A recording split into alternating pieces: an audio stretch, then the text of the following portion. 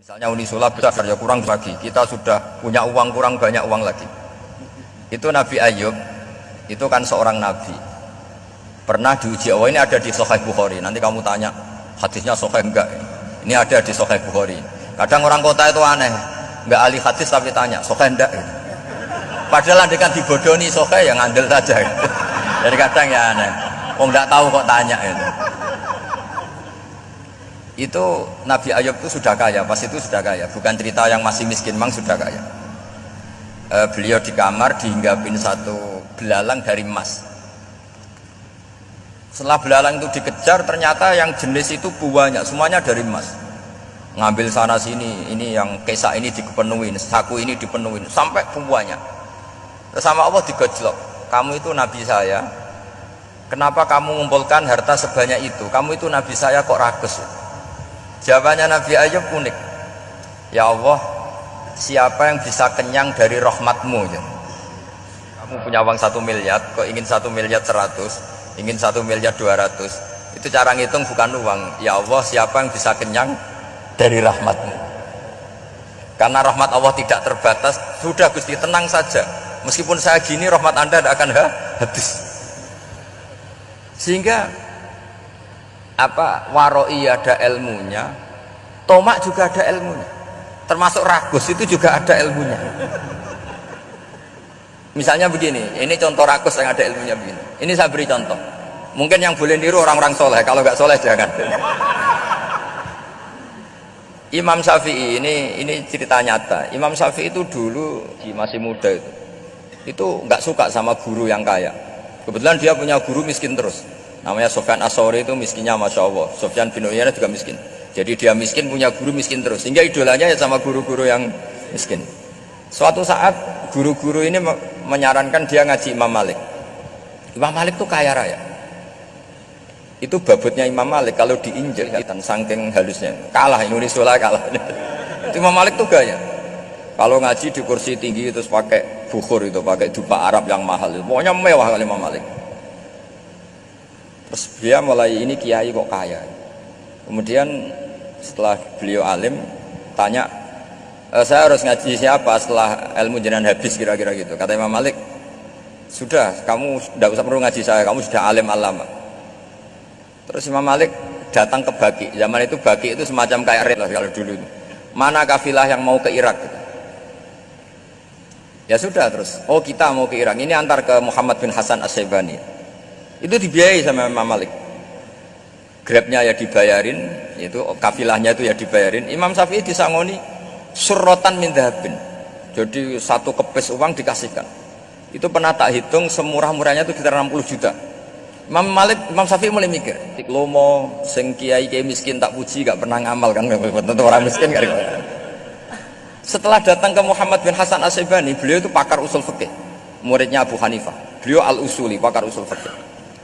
Itu Muhammad bin Hasan As-Syaibani itu kalau ngitung emas itu di ruang tamu, uangnya miliaran, emasnya banyak, dari kota ini dipindah ke kota ini, emas kalau ngitung di ruang tamu, bukan di kamar, di ruang tamu.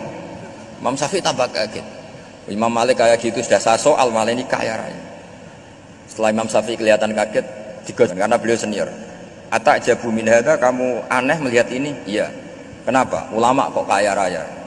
Terus kata Muhammad bin Hasan, ya sudah, uang ini tak kasihkan orang-orang fasik, ganti gue demenan, gue nyabu, gue macam-macam. Oh jangan, nanti dipakai maksiat. Pun jenengan mawon sing suka. Semenjak itu Imam Syafi'i rubah mindset. Jadi kalau kampus ini ingin akreditasi A, ingin mulia, ingin apa, kamu ridho. Kalau yang punya prestasi seperti itu adalah orang ridho enggak? Enggak kan? Maka didoakan ini. Nah itu namanya berpikir secara usuli. Kamu jangan hanya nuruti karena berpikir waroi terus kamu benci kekayaan, benci pangkat, benci apa, tidak bisa seperti itu. Karena pangkat dan kekayaan ketika dikelola secara kesolehan maka akan menjadi energi positif yang luar biasa. Semenjak itu Muhammad bin Hasan As-Syaibani berhasil mendidik Imam Syafi'i. Sampai akhirnya keterusan Imam Syafi'i berpendapat kalau orang Islam bisa bikin rumah tingkat kok punya rumah reot, itu haram kata. Kalau bisa jadi bupati kok jadi ketua RT juga haram. Karena al-Islam ya'lu wala yu'la alaih. Islam itu luhur bukan bisa diluhurin. Sehingga rata-rata orang Syafi'iyah termasuk kiai-kiai Indonesia itu rata-rata ya agak-agak politikus. Ya agak-agak kedonyan, mungkin sebagian ya kedonyan tenan gitu. Karena nggak ridho gitu loh. Kalau kesempatan itu dikuasai orang fasik kemudian menjadi kekuatan maksiat. Coba kalau bupati itu orang yang fasik, kemudian programnya supaya rakyat seneng semalaman dangdutan yang purno misalnya, supaya rakyat seneng dibolehkan dugem, dibolehkan judi. Tapi kalau yang jabat orang soleh kan ada beberapa perda yang menolak penyakit apa? Masyarakat. Jadi kamu jangan melihat bahwa kepangkatan ini hanya sebagai alat korupsi, alat otoriter, tidak soleh.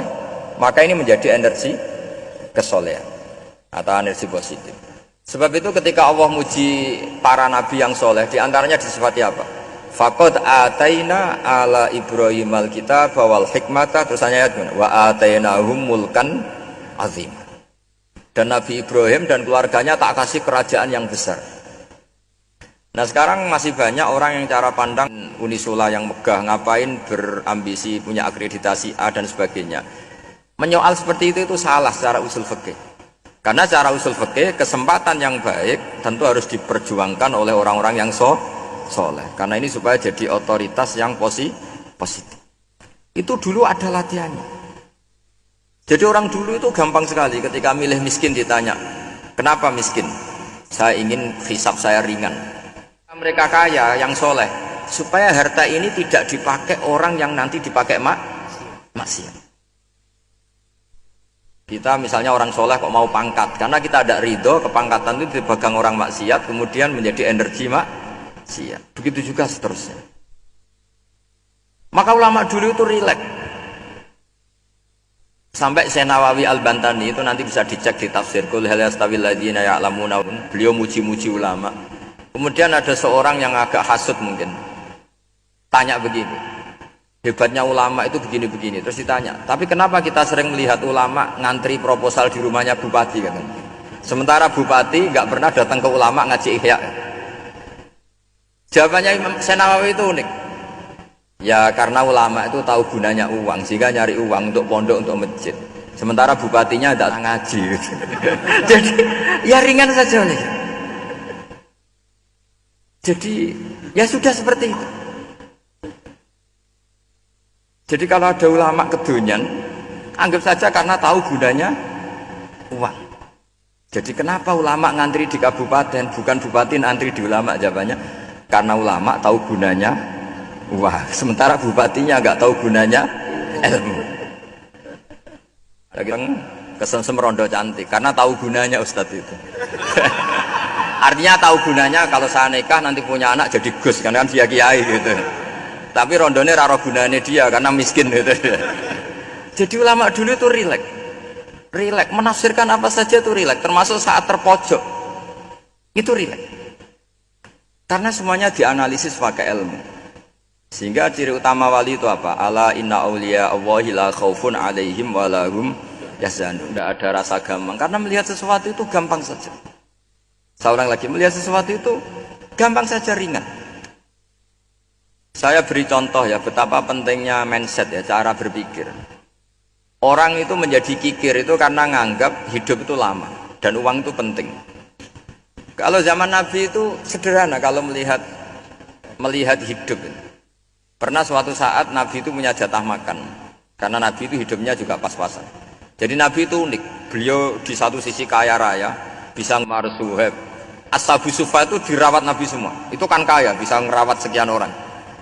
Tapi di sisi yang lain untuk pribadinya beliau miskin. Kadang nggak bisa makan hari itu. Tapi di saat yang sama bisa merawat Ahlus Sufa. Jadi keliru kalau orang hanya cerita Nabi itu miskin, untuk makan dirinya aja susah. Itu keliru. Kelirunya kalau tidak diteruskan, tapi Nabi mampu menghidupi Ahlus Sufa. Singkat cerita jatah makannya Nabi itu dikasihkan orang ketika Nabi tanya, ya Aisyah, makanan jatah saya di mana? Oh ya Rasulullah, tadi ada orang minta tak kasihkan, maka makanan itu habis. Apa kata Nabi? Yang kamu kasihkan itu justru yang masih. Ya yang kamu kasihkan itu justru yang masih. Sehingga Nabi menganggap, makanya Nabi terus ngendikan, ya kalau mukhatabnya lelaki ya kira-kira begini. Wahallaka min malika illa ma akalta fa'afnaita wala bista fa'ablaita. Terusannya wa tasaddaqta fa'abqaita kan kemudian ke WC jadi kotoran atau punya pakaian mewah nanti rusak wa tasaddaqta fa'abqaita. Ada yang kamu sedekahkan yaitu yang abadi sampai akhir. Sehingga banyak pengusaha yang mencintai saya setelah tak ajari hadis itu, misalnya punya uang 1 miliar karena dia spekulan atau pedagang rawan bangkrut, disedekahkan ke masjid 50 juta, yaitu yang abadi. Jadi kalau suatu saat bangkrut, dia masih punya uang 50 juta di akhirat. Jadi Nabi itu apa? Ya sedekah itu pengabadian uang. Kalau kita kan enggak, bilang sedekah itu nguras uang. Itu pikirannya setan, dan pikirannya orang Islam. Itu cara berpikir setan, bukan cara berpikir umat apa? Sehingga Sayyid Ali Zainal Abidin itu kalau ada orang minta, kemudian beliau ngasih, itu beliau bilang gini, marhaban biman hamal, matur nuwun nggih jenengan sing beto sangu kula nate. Jadi dianggap teller saja. Orang yang minta uang beliau itu dianggap tukang nyatet bank ini. Karena sudah ditabungkan, ya sudah. Kalau kita kan enggak, wah pengemis itu ganggu gini-gini. Kecuali pengemis profesi ya mungkin kita agak-agak enak. Pada zaman akhir itu ada pengemis apa?